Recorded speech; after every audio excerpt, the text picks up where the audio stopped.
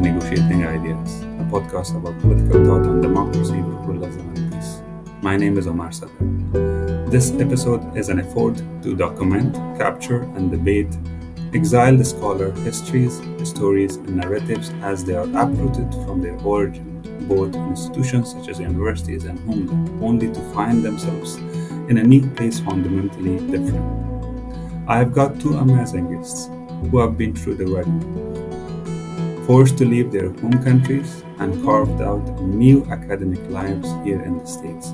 We spoke about their exiled experiences, the challenges they have faced, and how they have adapted to the wild world of US academia. The first guest is Dr. Alfred Babo. He's an interdisciplinary scholar with expertise and experience in anthropology of development, political science, and African studies. He has written articles and essays on sustainable development, social change, and community development, immigration, and post-conflict societies. His recent and current research project and publications focus on issues of refugees activism in Africa and acculturation in the US. He has recently collaborated with some scholars and practitioners to launch a new initiative called Share the Platform to advocate for refugees' self-representation.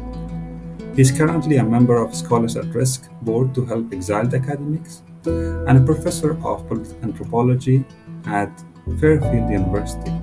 The second guest is Halil Yenigun. Halil is from Istanbul, Turkey. He received his PhD from University of Virginia's Political Theory program.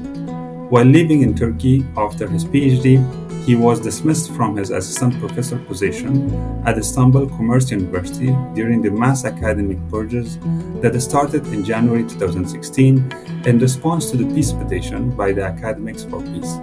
Thereafter, he worked as postdoctoral scholar at the Transregional Studies Forum Berlin and Stanford University's Abbasi's program in Islamic Studies.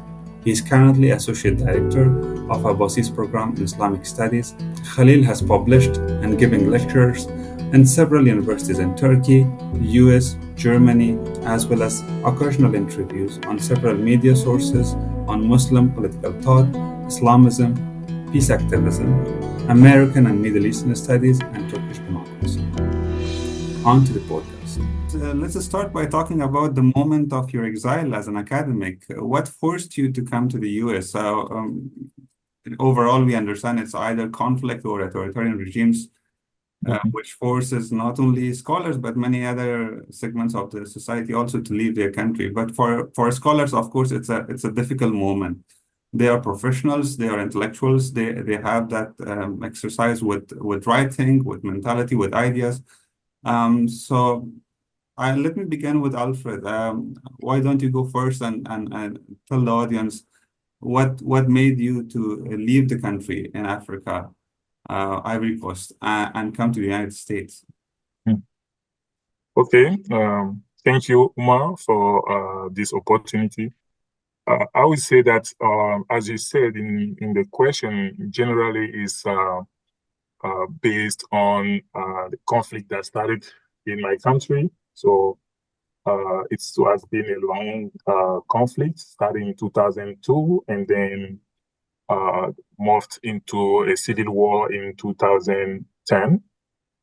And this conflict, of course, stopped in 2011. But like any kind of civil wars, at some point, some of the intellectuals are targeted for different reasons. Especially in my case, it will be a combination of, ethnicity, religious, all those things together. And because one of the, people were contesting, were fighting was himself, the former president was himself, or claimed to be part of the higher education faculty members. So all those two put together, some faculty were kind of targeted by the rebels who took over the country. So in my case specifically, it was because of the fact that in addition to this general framework, it was because at some point, when at the end of the war, we couldn't really start right away the university. The higher education was, all universities were closed. Some professors were still outside. Campuses were closed for almost 12 to 18 months. So we couldn't really resume all academic activities. And for those who were outside, they were still, kind of subject to threats, and they couldn't really go back to the country. So in my case, I stayed in another West African country for almost 1 year before finding my way to get help and and migrate to the United States. So when I came here in 2012, the universities in my country were still not open, even though the conflict, let's say, kind of ended up in May 2011. So in January 2012, when I came in the United States, universities were still closed. So threat to professors, academic freedom, all those things put together with closed universities, there were no way for me to really resume my activities, my academic activities. That's how I ended up here. Right.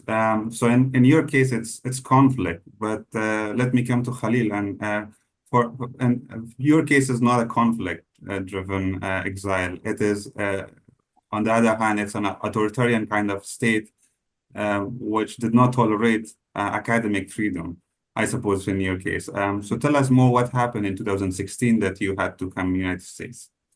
Yes, thank you, Omar, so much for this opportunity to share our stories and ideas and hosting us in this great podcast. Yeah, you are right to say that it has kind of different dynamics, and people are somewhat surprised to hear if we tell them the information that for 3-4 years in a row, Turkey was on the top of the list of Scholar Rescue Fund and Scholars at Risk in terms of exiled scholars, even though there was no civil war and there was no conflict that would ravage the whole country. It was a regional one. And Turkey has a long-standing Kurdish issue. And in 2015-16, the peace process that was going on, it broke down, and the President Erdogan in Turkey, he decided to start a new war with the Kurds. That is one part of it. But we also have to remember, Turkey was being hailed during the 2000s as being under a reformer president at the time, Prime Minister Erdogan, who supposedly was developing the country with economic and political reforms. And by 2010, it was even shown as a model Muslim democracy to the rest of the Muslim majority world. So what happened is there is an authoritarian turn. There are different views about when the authoritarian turn started, whether it is 2011, whether it is 2007, while everyone was still basically promoting Turkey, or 2013 with Gezi protests streetwide, in Taksim Square of Istanbul. So there are different views, but by 2015, it was very clear to me Erdogan at the time had captured all the spaces in civil society and academia and the media one by one. And his next target would be academia. I knew that because there was a new, so to say, non-loyalist dissenting academia in Turkey at the time, with the new generation of scholars like me, many of whom like went to overseas to do the PhDs, and who had a different view of history, culture, society, in terms of especially like Armenian genocide, the Kurdish issue, etc. So we had a revisionist perception, and our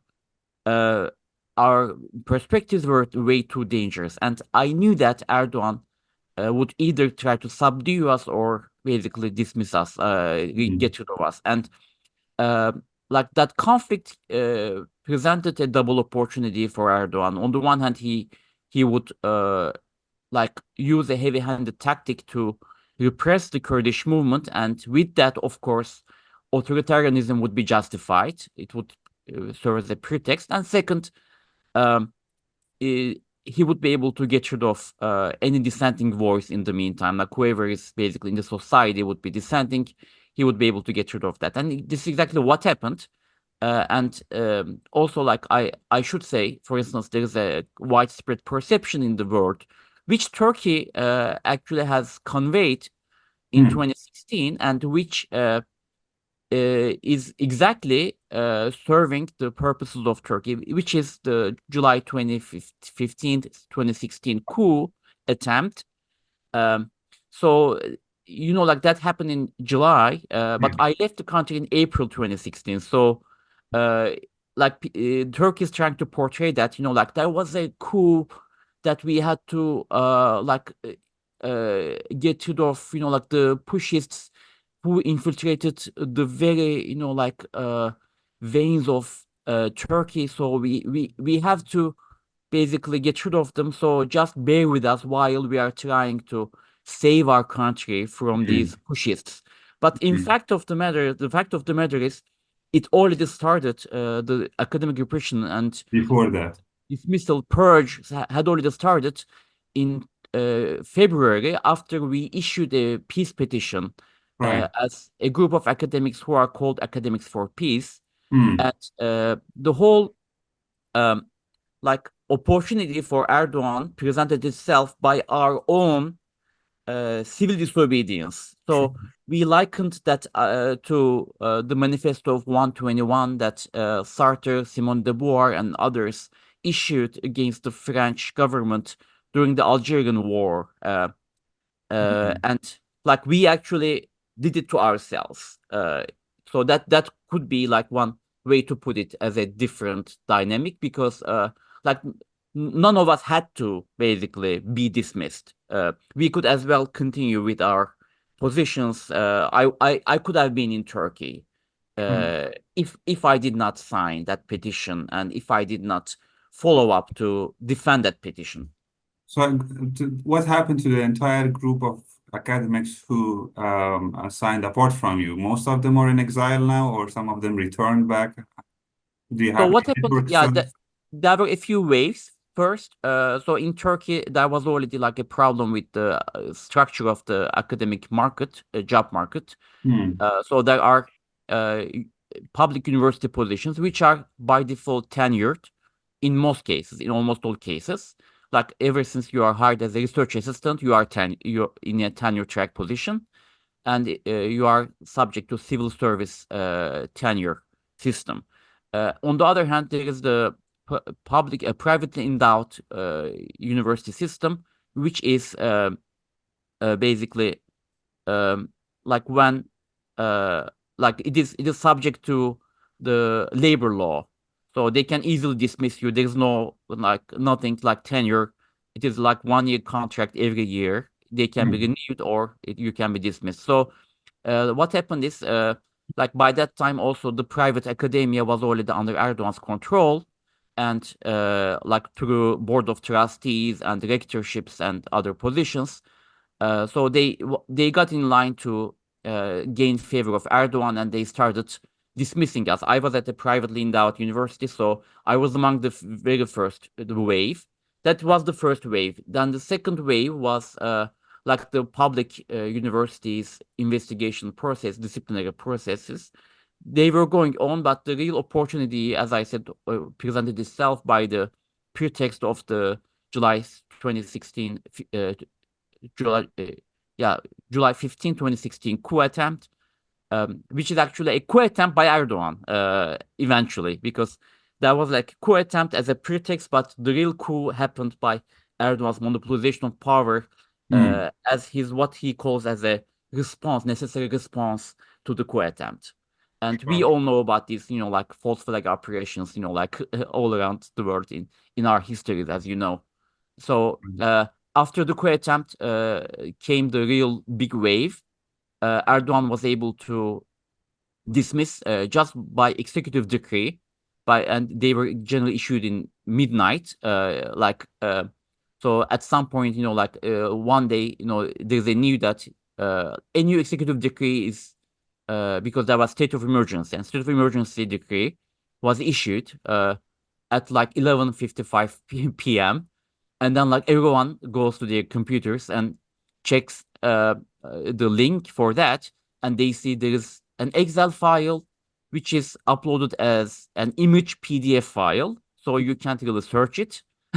And you just have to go through all of it to find your name. And if you have your name, then that means you are dismissed from public service for life. Your social security is flagged. You can't find even like a private position.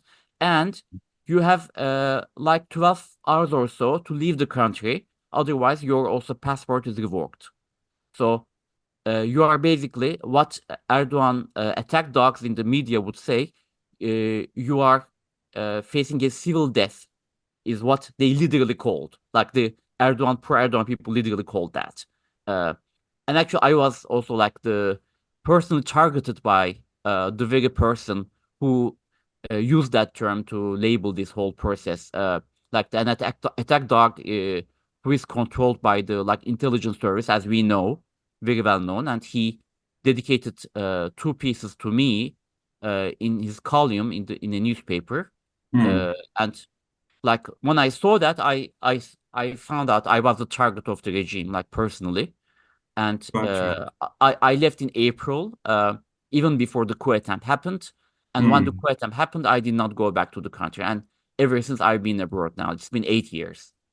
This is a really interesting, and it reminds me of a similar kind of practice which happened in China by a number of academics and intellectuals, which they declared and signed together a kind of petition on the anniversary of Universal Declaration of Human Rights in 2008, and that was called the manifesto that they came out with. It was called Chapter 08.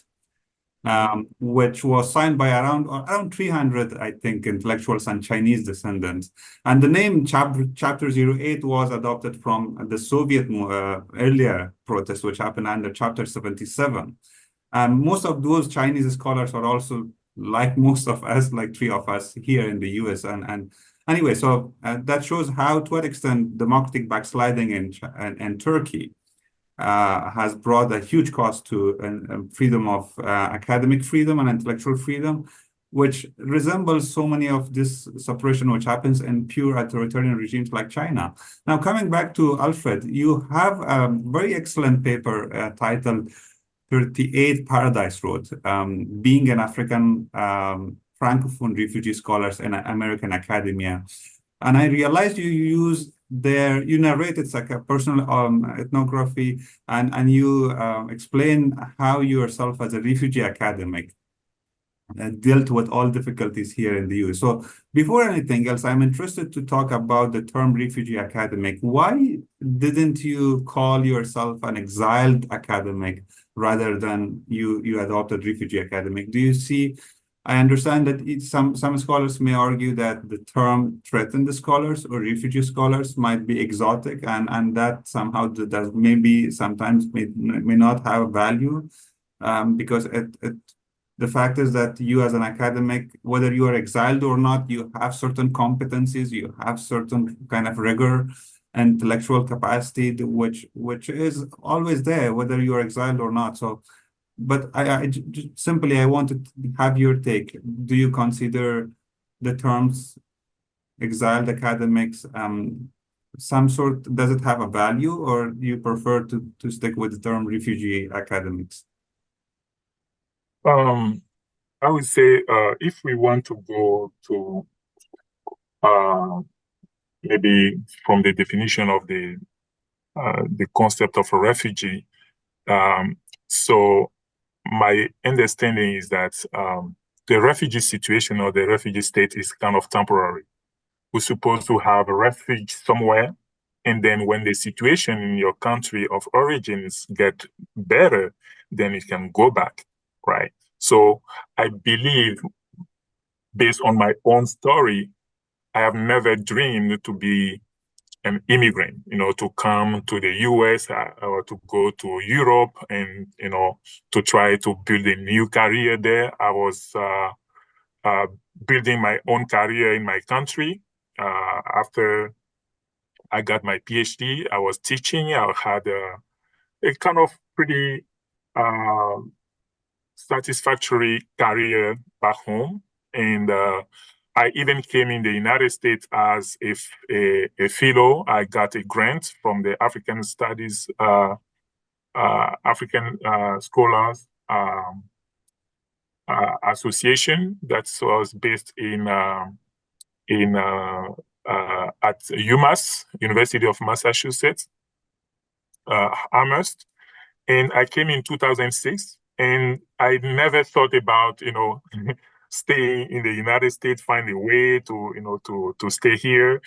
When I was in Cote d'Ivoire, Ivory Coast, once a year I would go to Switzerland for conferences. I would go to France. So I had a career, and I was not really, looking for a career out of my country.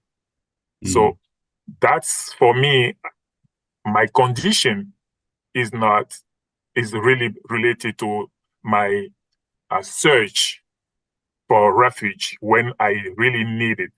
So, of course, I had the chance to be sponsored by two big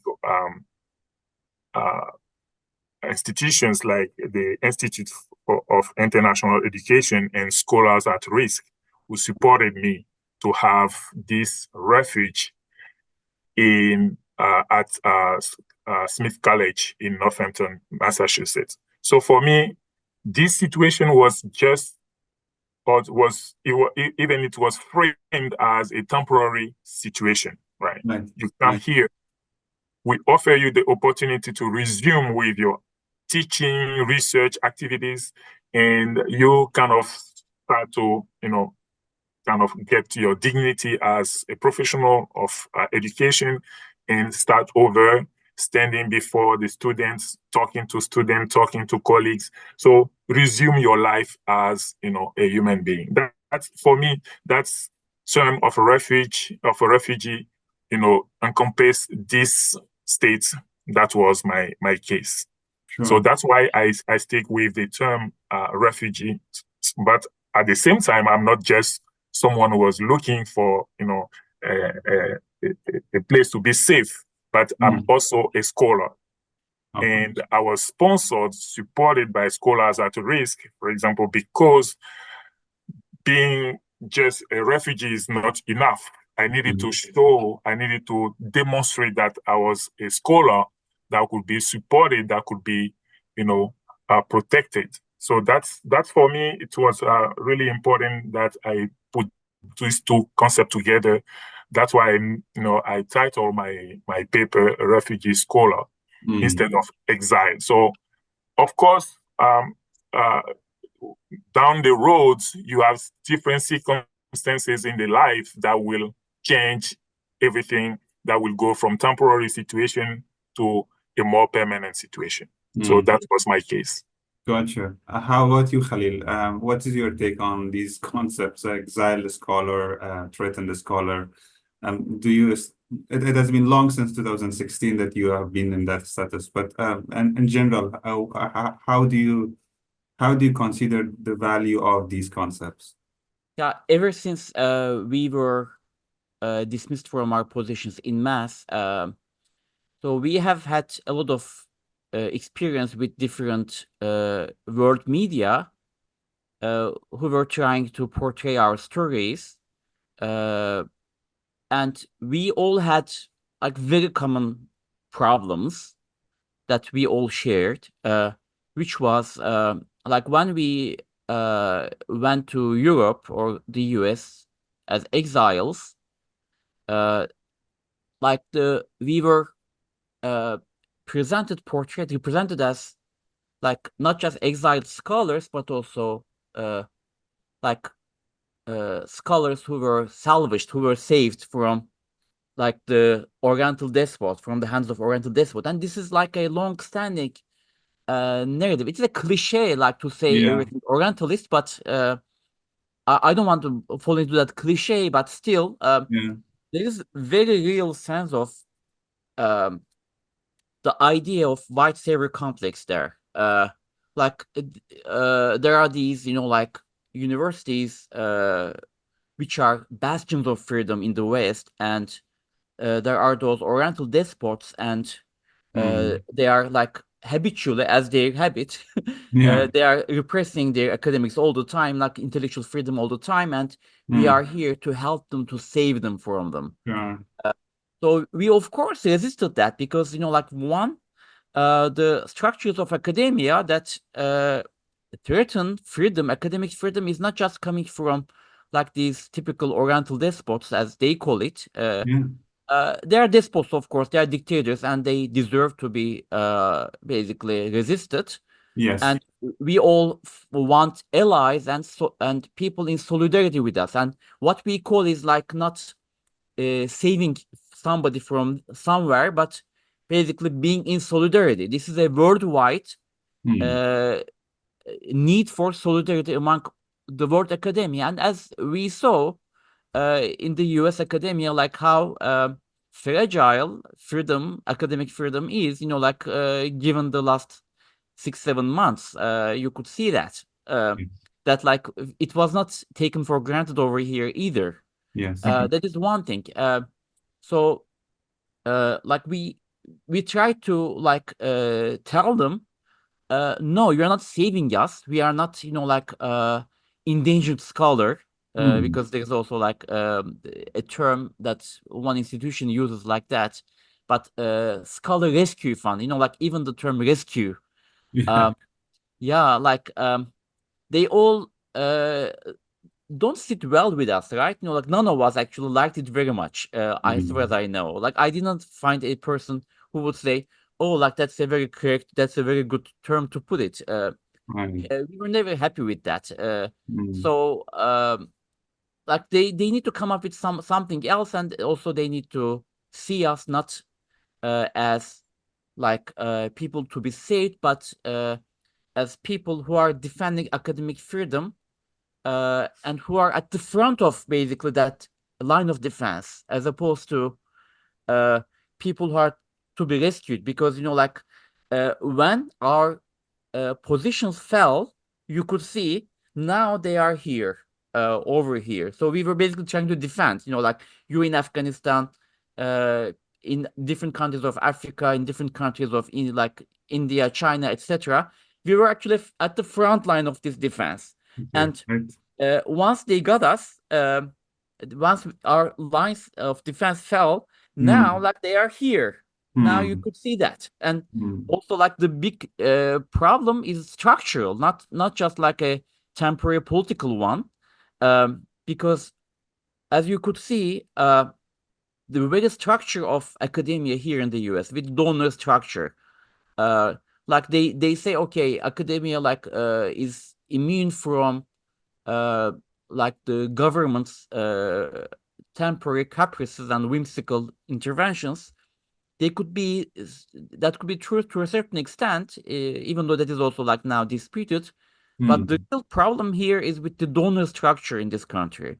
Mm. Like whoever donates money, whether it is like Qatar, or it is UAE, or it is like China, or like Turkey, or like some insidious country on the other side, it doesn't matter.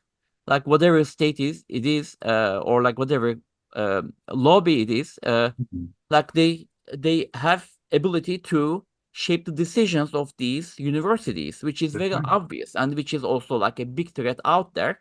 And Mm. also the precarious situation of academia. Like academia now, it doesn't make money, so it doesn't put the balances in order, balance of sheets in order. So that means they are in desperate need of money, and if somebody is offering them money, whether it is a foreign country or a local interest group, then they are welcoming that, and they don't have any mechanism to prevent that. So that is the problem. And the way I actually put academia, or like our status as exile academics, is very much in Saidian terms. Like I was checking that to remember the exact phrase when we were talking. So Edward Said actually, says about nomadic, like exile is never the state of being satisfied, placid, or secure. And exile is life led outside habitual order. It is nomadic, decentered, contrapunctual. But no sooner does one get accustomed to it than its unsettling force erupts anew. I think, this describes our experience very well. And at some point, we all feel that, the nomadic existence of an academic is very important for disruption. The perspective that we gained from our experience. Like we realized that in Germany and France, when we were there, we were at times the most radical liberatory, like emancipatory academics, like there, because they were trying to stop us, they restrain us, like our allies in those countries when we were there. So we found ourselves much more radical than them, like in terms of our demand for freedom. Right. And when we say, like when we said exactly the same things that I said to you a moment ago about the front line of defense.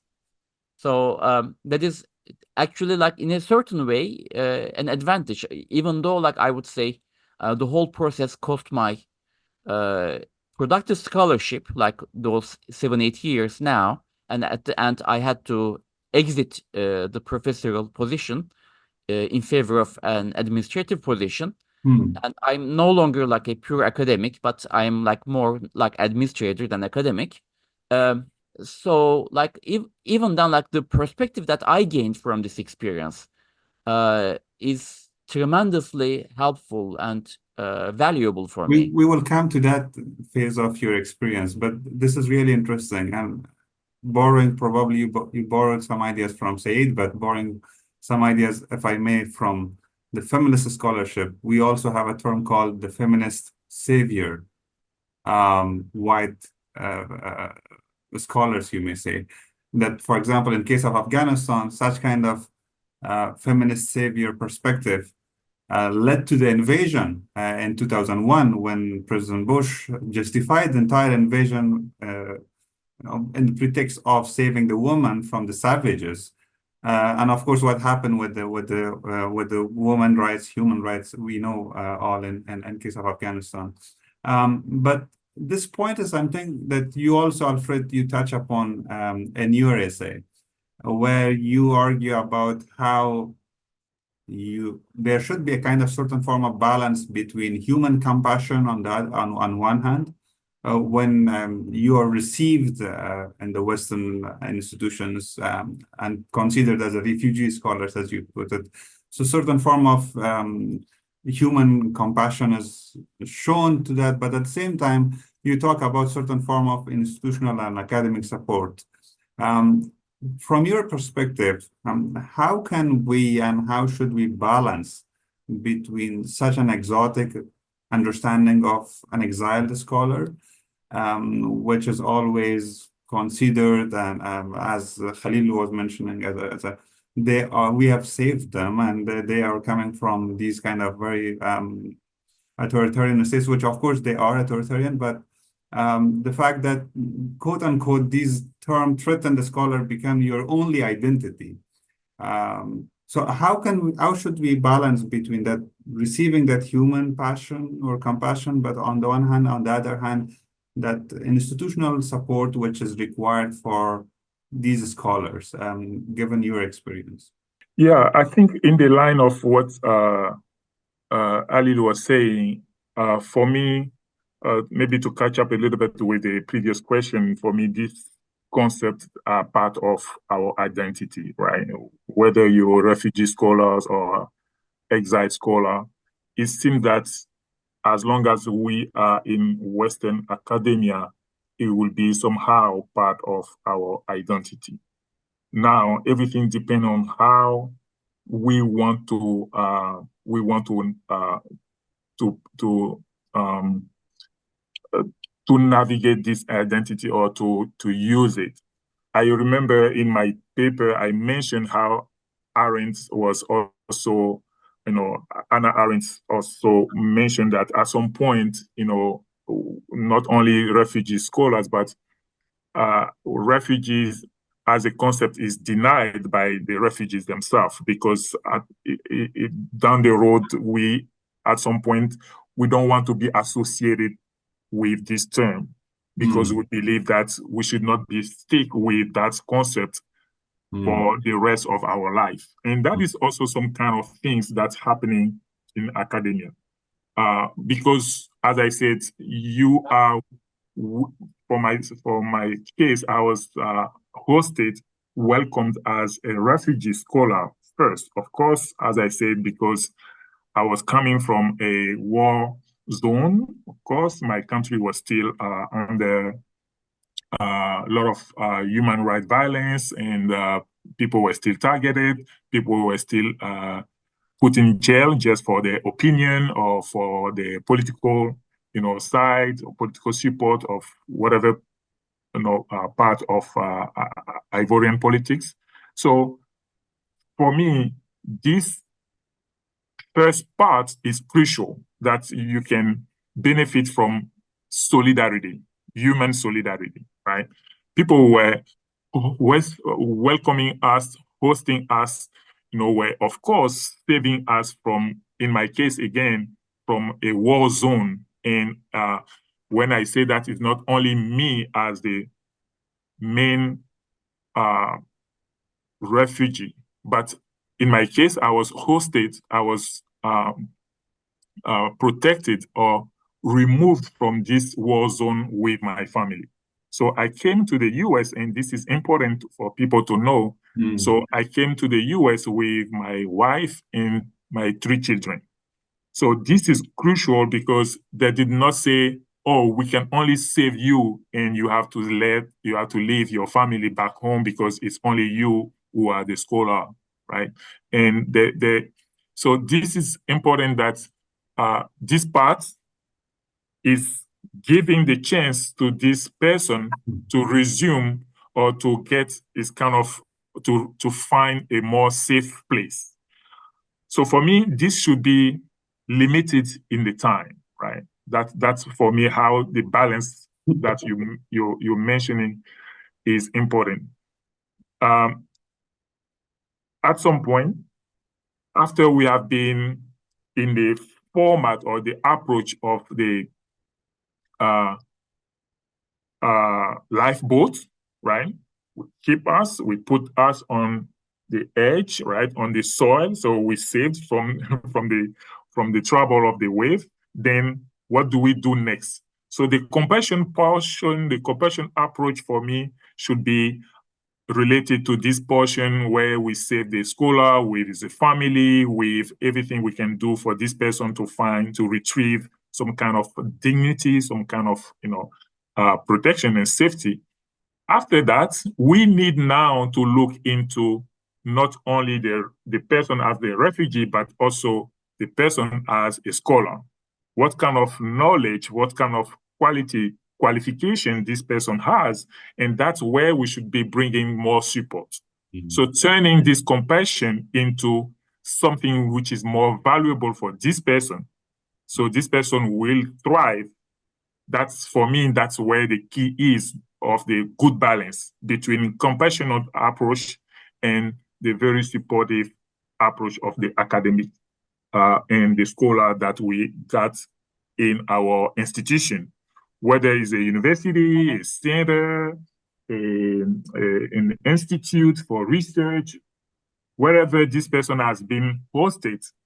The compassionate portion of the of the hosting should be, for me, short, and we should be turning onto putting the light onto the qualities or the qualifications of this person.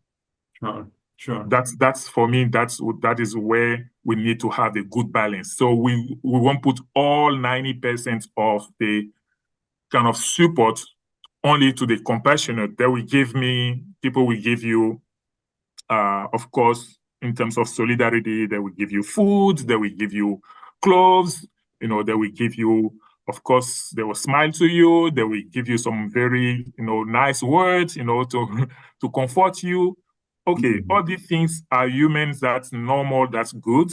But later on, right, we need to see what kind of academic support we can bring to this person so this person can start, whether it's teaching, research, publication, or other things. So with some of my colleagues, we put together a kind of small initiative that is promoting this part, where we believe that it's important in the balance to share the platform with the refugee scholars or the refugees, all of them.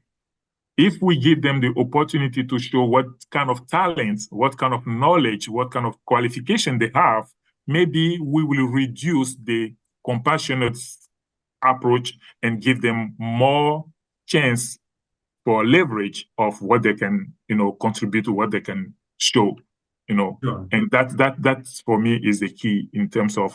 But of course, all those institutions and the leaders, whether it's the president of universities, provost, all of them are doing what is really based on the willingness to help. I'm not blaming the thing, but I'm just saying at some point we need all together refugee scholars with those who are hosting us. We need to have this conversation that at some point we need to change the narrative. We need to change the approach. Sure. And put more weight on academic support than the compassionate approach. Okay. So, and coming to the academic support dimension, Khalil,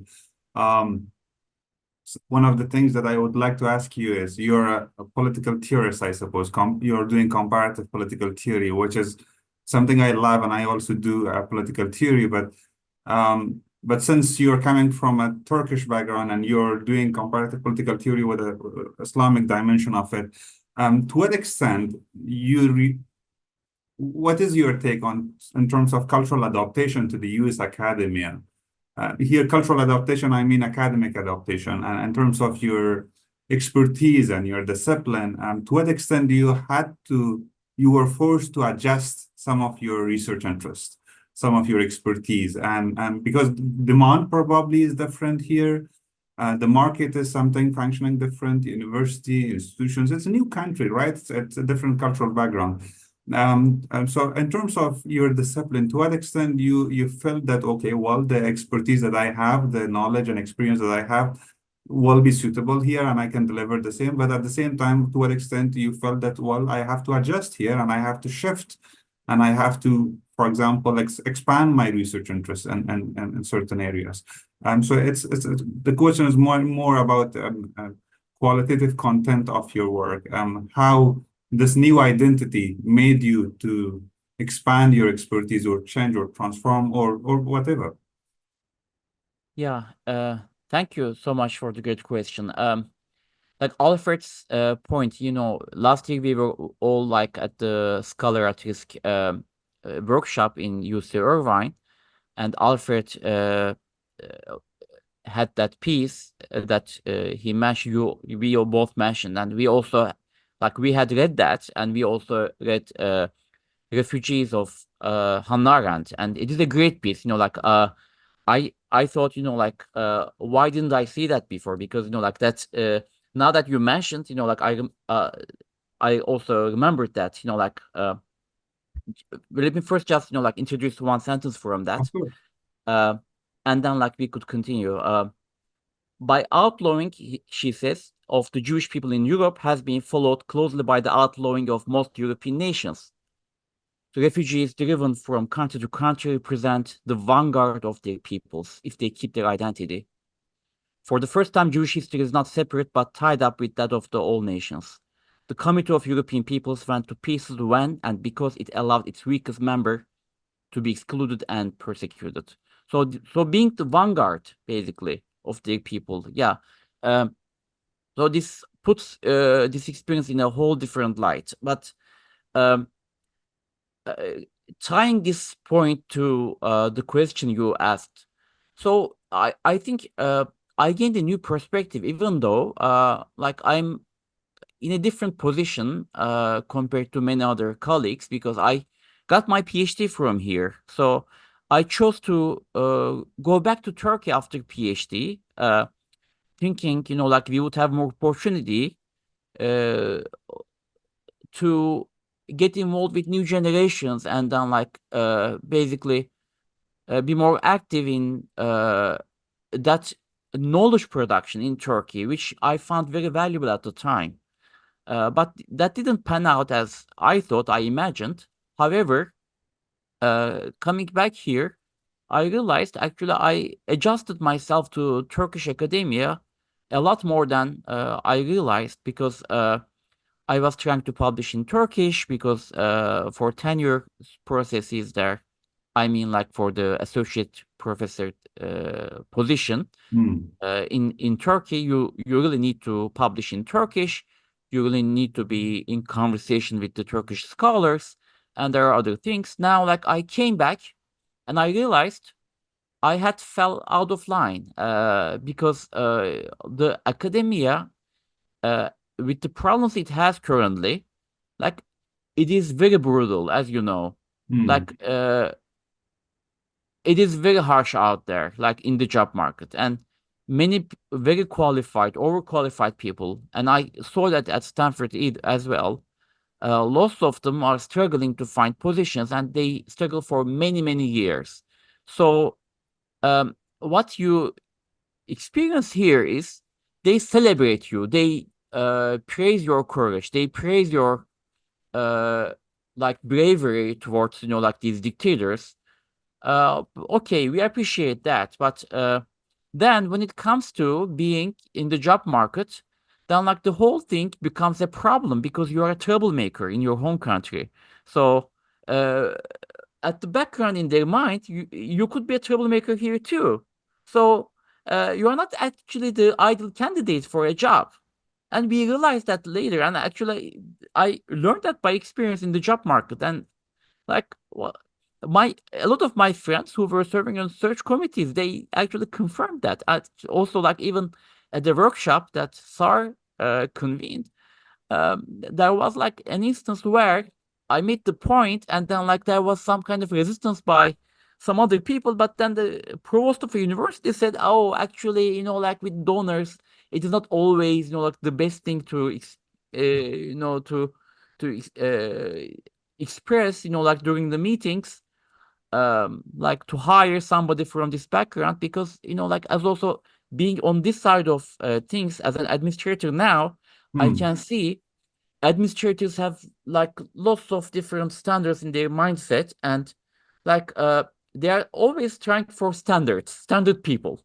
Like you True. are non-standard, and you immediately become We are like outliers. a problem to be solved. Like, Hmm. okay, because you don't want challenges, that you just want smoothly to work, and like get rid of things, like finish emails and like do this, and like pass it to that, and then you get done with that and move Hmm. on to the next.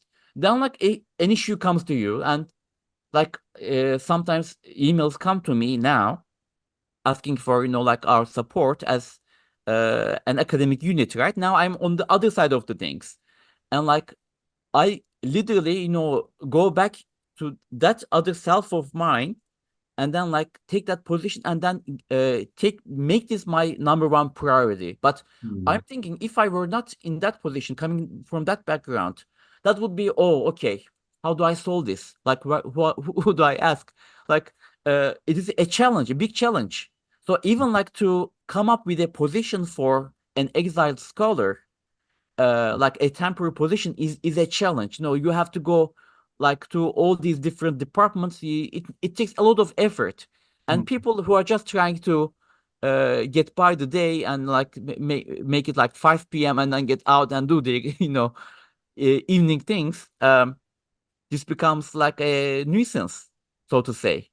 And I see that. So there's a structural problem here. So how can we make this people's priority? And we also understand that they need to mobilize other people. Like if somebody has an activist standpoint and wants to help these people, show their solidarity with these people, what they do is they have to mobilize people, other people. So they need to like get donations. And I understand where Scholar Rescue Funds, scholars are coming from, because they need to mobilize people, and for that they need to portray us as like the way they portray us, people to be rescued, people to be salvaged, people to like to the refugees that we need to help. Yeah, of course, and you need to show them, portray them in such a way that you would mobilize more people to donate more money, and then to help these people in a better way. Yeah, I understand, but uh, we all need to like lay this out there and say, okay, what could be a better position? Because like what happens with me is that I now like had to stop, going back to my own story about how I adjusted my uh, academic position. Like I basically had to drop out after many years of struggling, because I figured the only thing uh, to survive was through, after many years of experiment with this process, as being an adjunct, or like the best hope is it could turn into a lecturer position, a permanent lecturer position, and even that one was too much for the colleges, the universities I went, including my own actually alma mater. I even could not find like a lecturer position there. So imagine that, like how other places would like get in line to help you. Like it is not very easy unless they really care. And when they care, they also have to put into that position, as we mentioned, to portray us in that light. And so that's a big challenge. And what happened with my academic like life afterwards, actually, as I mentioned, it cost my academic junior scholarship, because I came as a junior scholar.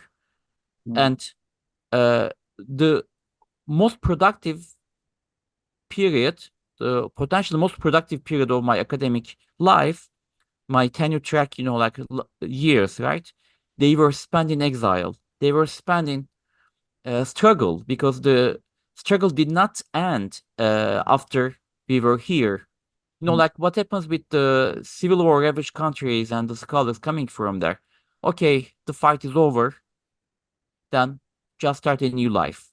Like Hannah Arendt had more or less that kind of position, because then like the war was over. You are now like in the US, then just continue to be productive there.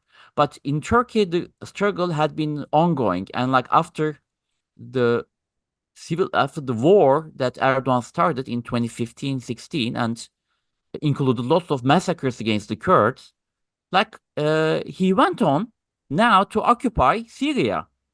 First he went to Afrin in 2018, then 2019 to Tel Abyad, Sarakani, and other cities of Syria, to basically ethnically cleanse these cities and place refugees there, other Syrian refugees there. Imagine like the insidious nature of this whole project, the demographic engineering.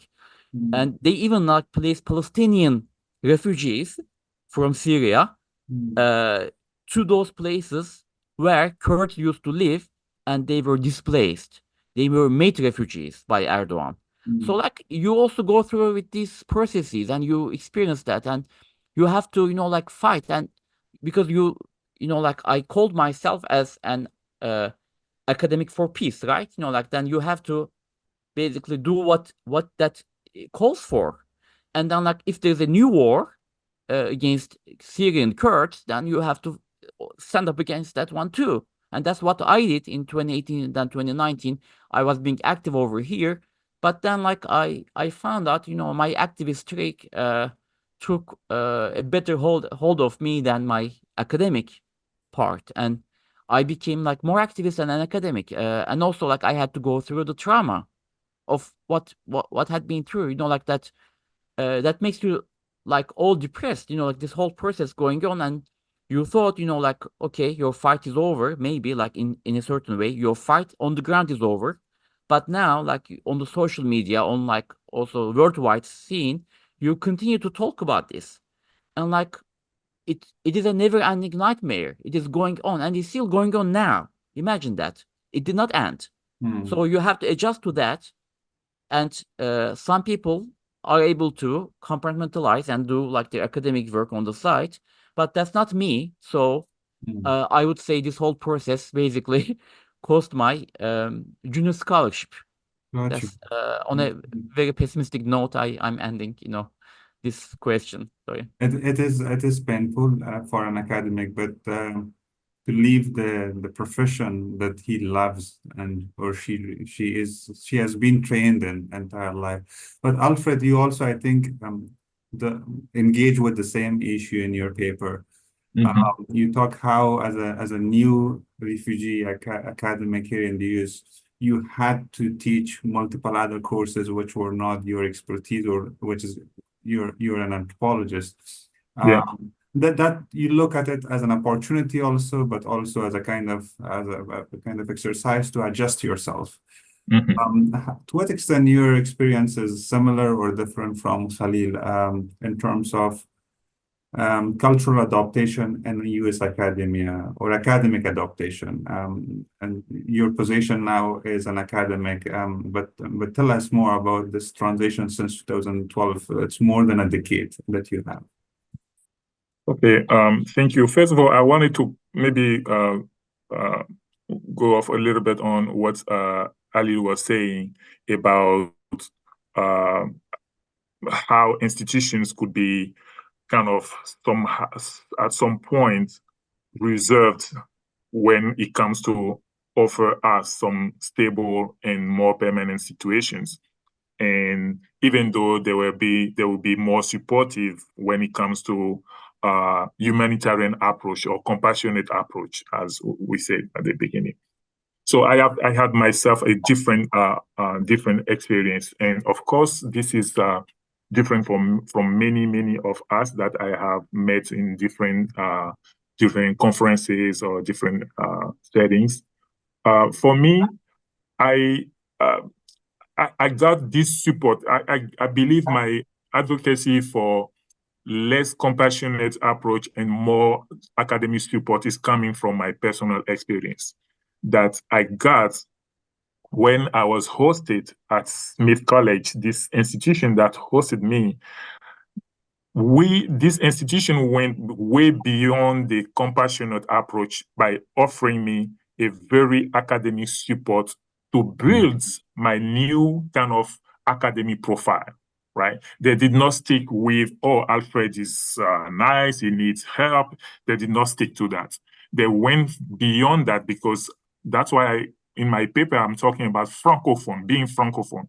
So even the language transition, I got support from my institution, because first of all, I was hosted in the French department, even though I didn't get a degree in French studies. I'm an anthropologist by training, by my scholarship, and this department accepted to host me, right, to offer me some courses that were related to French, but also social dynamics in Francophone Africa. So that was a way to make my transition smooth into American academia. And while I was doing that, this institution was also giving me the opportunity to learn and to improve my English. So, for example, my institution again paid some English courses, intensive English courses, for me to improve my English. So for me, that was a great, support from this institution. They could have just said, "Oh, you have a course, you have something to teach. That's it. We stop here." But they did more than that. They gave me this opportunity. And beyond that, they started with something like co-teaching. So I moved from my English, from my French classes to something where I was in the classroom with a native English speaker. And I was now in the class of anthropology where I had someone to lead me and to learn the codes and the culture of teaching in a classroom in English and how to interact with the student, what to expect from students. You know, for someone coming from a country where we still have a very powerful cultural, you know, cultural classroom belief between elders and young generation, right? You have some kind of interaction that you need to understand as part of the American culture and don't take it as something that can offend you because you have this young student who believe that he or she has the right to ask you whatever questions, right? But in where I come from, it doesn't necessarily work like that, right? And yeah, and so I had to be in the classroom with this colleague during a course that was co-taught to learn how she was, interacting with the student, how the student were talking to her, and how they were organizing small group talk, the presentations in class. So I learned all the things, and that was offered by my institution. Another thing that the institution did, which was different, they were able to give me some funds for me to attend some conferences, right? And this is not, I recognize that not all institutions do that, but I had the chance to have that. So when I have the chance to talk to institutions which want to host exile or refugee scholars, I'm always advocating for that they need to give some money support so these people can go to the association, the professional meetings or annual meetings. That is the best way for them to network and to meet other faculty, to meet other colleagues, and that is the best way for them to develop their own agency. So they don't count only on the host institution to do everything for them. But if the institution can pay the membership fees and give them some money to travel to that kind of conferences, even one or twice a year, that's something great. So I had the chance to have this kind of support. And last things is when I had papers, of course, I was trading, right? French for English. So some of my students will read my English paper that I was, writing, or some of my colleagues, faculty will do the same thing, read my papers until, support me until the publication of this article or this book. And that was the best way for me to rebuild my resume, my CV, and to put something new, starting my American-based career. So that's kind of something I wanted to say. Of course, it's not something which is done by all host institutions. I can understand why some could be reserved or depend on what kind of pressure they have from their donors or some kind of things.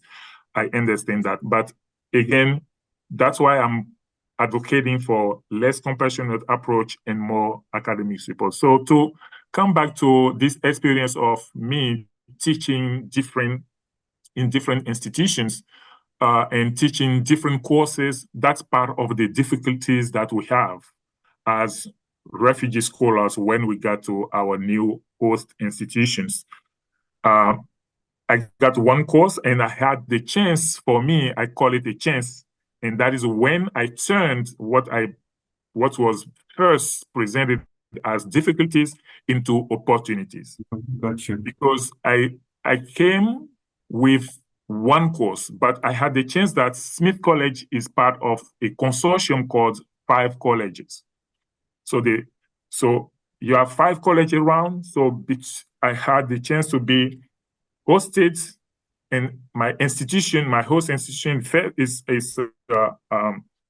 Smith College. But Smith College was also telling the 4 other universities that we have someone here who has some expertise in this. in African studies, in anthropology, in politics, based on my writings. And you can hire him for some adjunct positions or for some kind of courses that you want to offer him. So that is how I had the chance to teach in the 4 other universities that was part of the 5 colleges. I even went beyond. So afterwards, I would say at the beginning, it was hard for me to teach for someone who come from my country with a position, which was a tenure track position.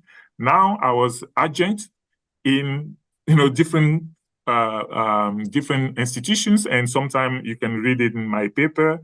I have to go from one course at 10:30 and the next course is at 11 between 2 campuses. So I have to rush to go to the other course, other campus, and I have to go from one course in French to another course in English.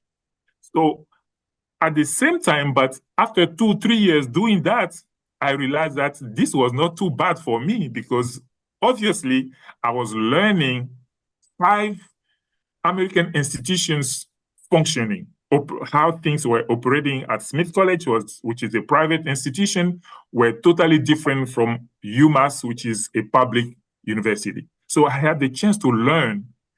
Of course, it was difficult, but again, I turned this into opportunity for me to learn when I'm in a private institution and when I'm in a public university. And that was what helped me, for my, if I can say, my integration or my cultural adjustment to U.S. academy, because I was able to see what was expected from me when I'm in a private institution, small institution. And for me, Smith College is a university of women, right? So for an African, coming from Africa and teaching in an institution with only girls, right, which are maybe some of them were younger than my oldest, right, that I have to deal with them. And they're also demanding, because they have access to the same resources like the professor. So I'm not the kind of, professor who knows everything that I had when I was back home. But here, the academy is more open. Students have resources. They have the readings before class. So the class is about conversation, is about argument against argument, and some students are allowed not to agree with your point of view, even if you are the professor. So you have to learn all those things, and you have to adjust to that.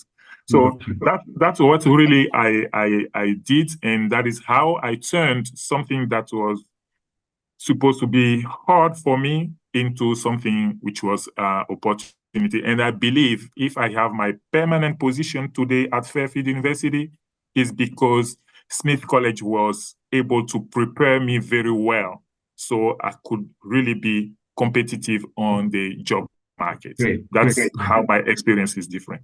Got you. Thank you so much for that. And coming back to you, Khalil, you spoke about the cost of this transition in terms of your academic professional career. But now tell us to what extent identity markers, for example, you being from a different religion, a male scholar or non-white, also had been influential in this transition. Did you feel it or not, some of these markers?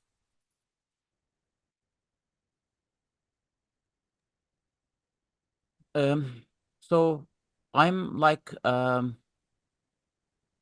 person who doesn't necessarily, like identity politics. And I see, like, personally, like, identity politics as a deviation and diversion from some real issues. I understand, like, how they emerged, where they are coming from, but I see it as part of U.S. academia. And like, I think these are like very political views, but I see like problems in the US, with both positions, like that are common. Like, like in the US, everything is reduced into a binary. With Republicans and Democrats, and with liberals and conservatives. and the middle ground that you say no, this is actually that way, that other, like the third positions, fourth positions, they are homeless, they are politically homeless. This is actually like what has happened to me in many different ways, and like I see that, you know, like you really have to in your diversity statement, for instance, in the US. Like, how would you like? I'm glad, actually. By the way, I'm glad that they are getting rid of that. Like, it is so hypocritical, I think, and it is, I don't know, like it is so artificial, unreal. Yes. I don't, I don't, I never supported that, and I'm very glad Harvard got rid of it and Cornell is getting rid of it. Um, because, you know, like it forces you both to express a certain political position, and second, uh, reduce you to an identity. And like coming from uh, an academic for peace or like exiled scholar background, like how am I going to What else serve we the have to diversity? justify? Where am I, like where do I belong in this binary of, you know, or like a few categories of identity markers? Like, Yeah. why should I? Yeah. Just like the same way, you know, like when this country forces everybody to pick up a color, a race. Yeah. Like, uh, like the only reason that there is something called white is because some people kidnapped, abducted, you know, Africans and then enslaved them in this country, and then to differentiate themselves from them, they had to call them black and they had to call themselves white, and then like how many centuries later they still try to impose that on everybody else. Like, white doesn't mean anything to us. Are we white or are we like Middle Easterns? Like the Arabs, you know, like Arabs, like people of color, like they are actually biggest enslavers in the history of humankind, right? You know, there were more slaves, you know, like, and most continuous slavery Yeah. uh, in the Arab world, and like would they be like, some of them even come up to call themselves like people of color in their college applications, I heard. Like uh, there's nothing that makes any sense to me, and my struggle actually is to subvert that, to resist against that. Like, stop doing this. Like, you, yeah, you cannot reduce us into these categories, is what I want to say. But I knew, of course, you know, like I had to pay lip service to whatever they wanted from me, and this is also hypocritical that way because people need jobs, and they're asked to show themselves belonging to certain identities. And like, to be honest, you know, if you think about my own background, you know, when I'm applying for university positions, I'm not a woman, I'm not a person of color. uh like let's say if I were an Armenian from Turkey, like, you are a genocide survivor, right? And then on the other hand, you are a white male in these people's mind, and then they are asking you how to treat people of color. So some Arab people in in Sudan, like for instance, who call themselves Arab, like they would say, "Oh, like I'm a person of color," and then you are this white person should not have priority over me. I should have priority over that person. Like, these things have to be repealed altogether in my mind. That's right. And since October the 7th, there has been a continuous debate on this issue of progressiveness of universities, that under this rubric of progressiveness, some of these identity issues has been developed and encouraged and pushed to the extreme Yeah. level. Yeah, What I think it is doing more damage now, more harm than good now. Yeah. Alfred, if we move to a final topic, which is you mentioned about how Scholars at Risk, a Scholar Rescue Fund, your own initial institution, Smith College, has been very, very influential and effective in terms of uplifting you. But what other successful examples of such kind of scholars network can you mention, or if such kind of networks exist, that maybe next generation of scholars, exiled scholars could utilize. Do we have these, or do we have to create such kind of networks? Or if you see certain forms of gaps, what should be addressed by existing networks, existing institutions, what would be those?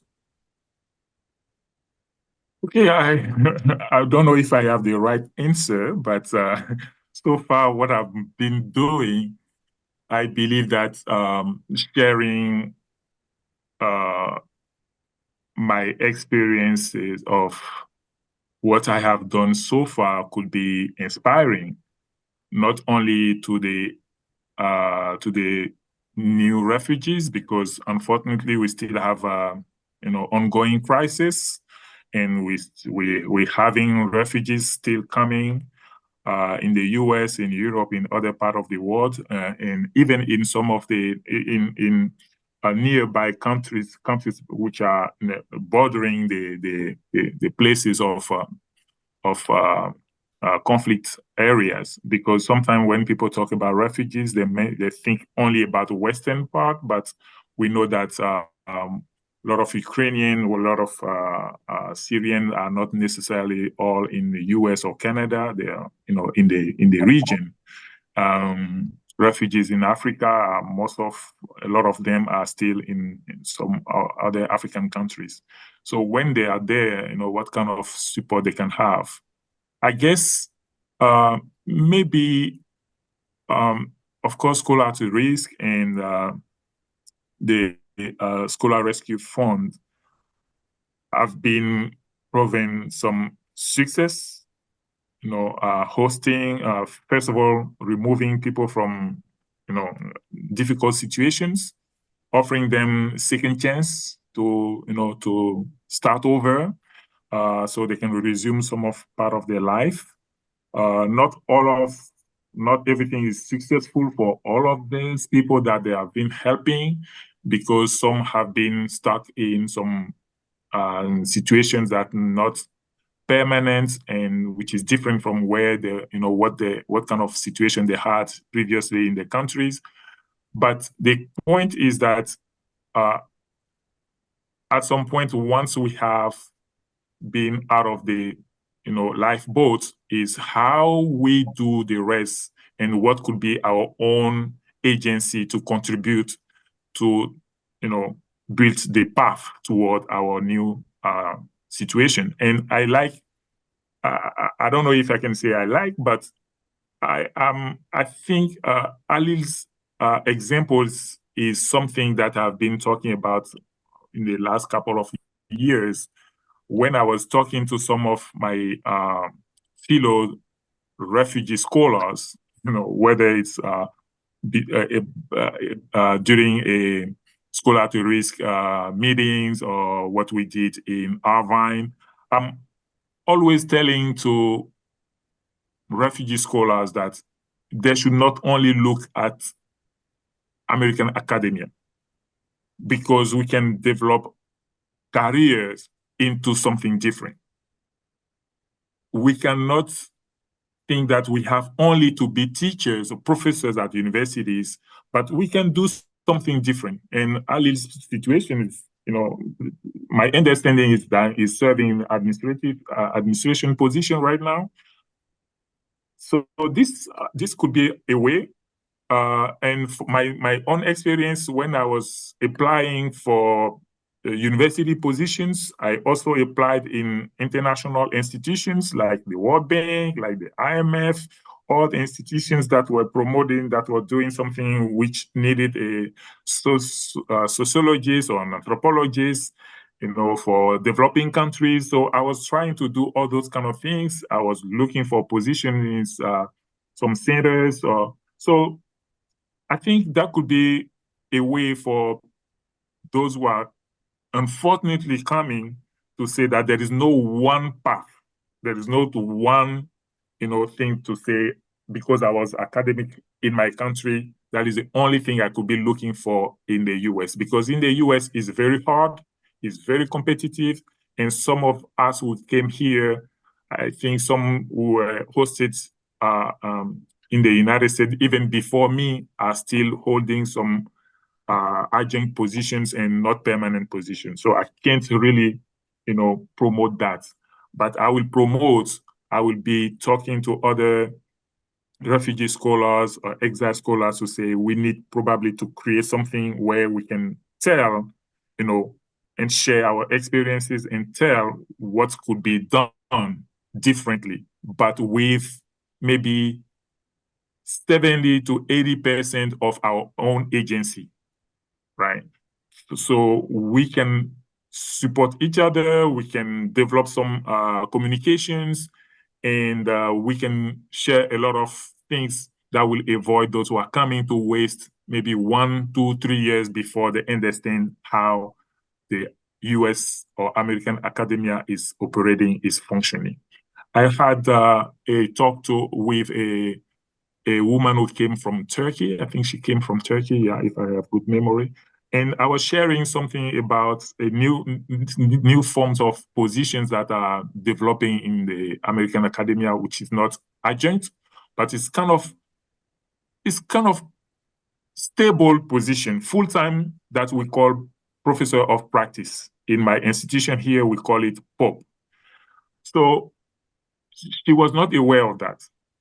Right. So for me, sharing this kind of opportunity to say, you don't have necessarily to look for tenure track position. You can look for this, and this is stable. This gives you a very stable contract, and at least you can focus. If you have this kind of contract, you can at least focus on your research, focus on your teaching, focus on your family, and then while you're stable for 5, 6 years, even 10 years, some POP positions could be 10 years, right?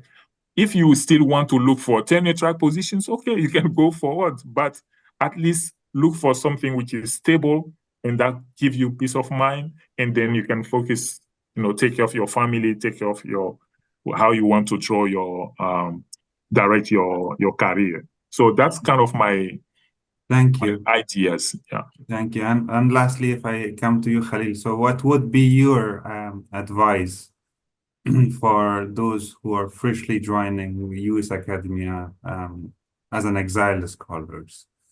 Yeah, thank you. So going back to the previous question and trying to connect the knots with this one, I could say, yeah, like as an identity marker, I used to say I'm an academic for peace, and being an academic actually became, for the first time after the Academics for Peace process, my biggest identity marker. And I then try to basically make good of that promise, basically like how to be an academic for peace. And it took many years for me to resist or like, yeah, to give up on, basically, to give up on a tenure track position. Like, and I could decide on that eventually, like only last year when I got this job as an associate director of the Abbasi program at Stanford University. Before that, like, I was like, no, like you could not subdue us, Erdogan. Like you could not win this fight. I was like that. Like I was like trying to continue my fight with him. And then like, I was trying to make the point that, like even when you try to get rid of me, like I'm in a better place in terms of thriving academically. So a friend of mine told me like, why do you make it, like a fight with him? Like this is your own struggle yourself, like whatever is best for you at this point. But it was harder for me to get like give up on that title of being an academic. I still like say, okay, I'm not exactly non-academic, but still, like my primary position is not academic. So I'm in between. And to be in between, to take these kind of positions, and actually universities have these kind of positions. Yeah. Try to pursue them, please. Don't try to, like win this game. Like these are governments, these are fights. And I still consider myself as also a victor in this game because like I ended up at a much better university, right? Like compared to my past university in Turkey, which had huge problems, administrative problems.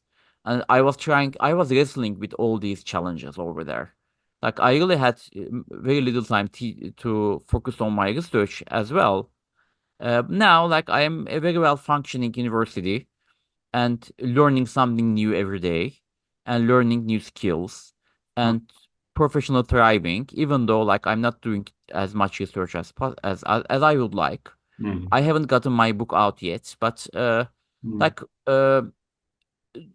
to me, like I think my biggest advice would be for the newcomers to the US, taking advantage of all these opportunities that SRF, STAR, and other networks provide, that offer. And this is not just like financial support. And Mesa Global Academy, like there is a modest amount, but the real support is coming from networking, giving you a mentor, then like learning how to write your CV, how to write your cover letter and these kind of things. Because um, the US works by standards. Like this is one thing that is very uncommon in our countries back home. Like we don't have standards on anything, but this country has always standards, and you always have to fit everything to those standards, and you have to play by those games.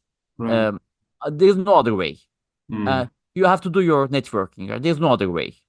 Like it is not like they will discover the hidden gem like that you are. You have to like do the networking. Like just like Alfred said. You do the elevator pitch. Like they are teaching you that, right? Job market. Training. Oh, okay. Like I could never do that, but I can never do that. But if I did that, maybe I would have better chance. I don't know. But like try to do those things. Like these are the rules of the game here. So back home, like you stand out. Of course, we are like compared to other people in our countries, we are accomplished people. We stand out already with our names. We like are active in the media or here or there. They know us. It is hard for us, like coming back here and then coming here and then like trying to play these rules of the game, which don't feel right, which don't feel natural for us. But yeah, these are the rules of the game. Like and take advantage of these opportunities from SARS, SRF, Global Academy, from all other institutions, and also like they put you in touch with Global Academic Network with SRF, and then they put you in touch with Upward the Global. So they all help you with all these skills, how to survive in an interview. Like I for instance read a couple of books about interviews, but these are regular job interviews. Before taking this job, they helped me a lot. Like I came up with like hundreds of questions, and then like prepared my answers to them, and I put it as cheat sheet during my interview, like on Zoom interview. Uh, like it is really about that, like it is really about like go to these professional development websites and then try to gain as much information as possible, like learn, absorb that knowledge, and then like just show yourself as the person who is ready for that game. That's the way. Sure. That's the way. Thank you so much to both of you. This conversation promises to be both enlightening and thought-provoking, shedding light on the challenges and resilience that the Scholars at Risk faces here in the US. I am truly grateful for your interest to this podcast and your time to engage with me and to the listeners who are listening as now. Please subscribe to this podcast and make sure to share it with your friends, so that we reach to maximum number of people who should benefit with wonderful ideas that our guests speak here. Thank you for the opportunity. Thank you.